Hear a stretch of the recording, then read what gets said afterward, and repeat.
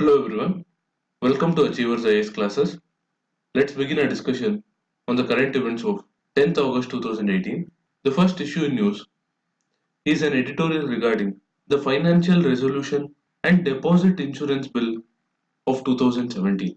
As you are aware, the bill contained various provisions for the liquidation of stressed financial entities, and the most controversial among them was the bail-in clause. Given the widespread public opposition to this particular clause, the government has decided to withdraw the bill and has referred it to a joint parliamentary committee for comprehensive examination and reconsideration. Banks, as you know, are dependent on the funds by their depositors, which serve as a pool of lendable resources from which they provide credit to borrowers and thereby earn interest on the amount. Therefore, when there are apprehensions of the depositor losing his hard earned savings due to financial losses of a bank, he or she will naturally oppose it, which was the case with the bill, even though the government made several efforts to reassure the public and explain the rationale behind the bill.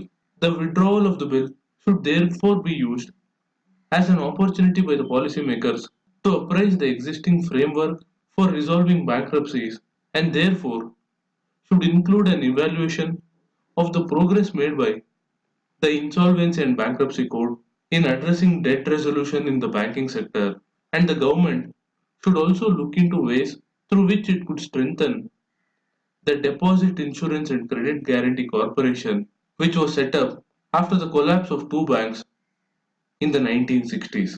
The corporation guarantees repayment of bank deposits up to rupees 1 lakh in case of a bank is liquidated, but this amount has not been reviewed since 1993, and at a time when several state-run public banks have been involved in a series of frauds and a high level of bad loans, the government should take sufficient measures to help prevent further erosion of public faith in the banking system. On that note, let's move on to the next issue, which is regarding some key alterations made by the Supreme Court to the Lodha panel's recommendations on restructuring of the BCCI.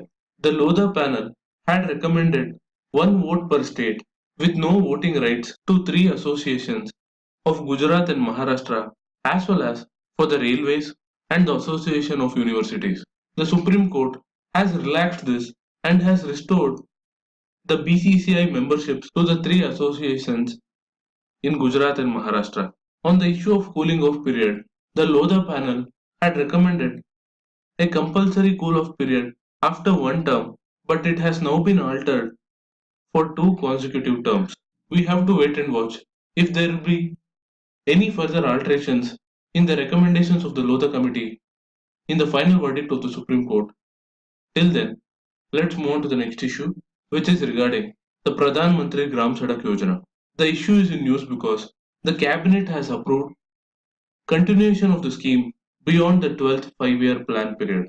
The Pradhan Mantri Gram Sadak Yojana was launched in the year 2000 with an objective to provide all-weather road connectivity to eligible unconnected habitations in rural areas across the country. The eligibility was that unconnected habitations with a population of 500% as per 2001 census in plain areas and at least 250% and above in special category states, and unconnected habitations with a population of 100 and above in blocks identified under the most intensive integrated action plan.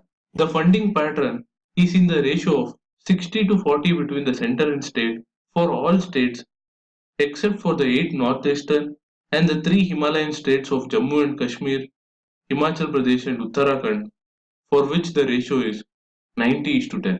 The next issue in news is the recent decision of the central government to offload the stock of pulses from its overflowing warehouses by selling it to the states for use in welfare schemes such as the midday meal scheme, the integrated child development program, etc.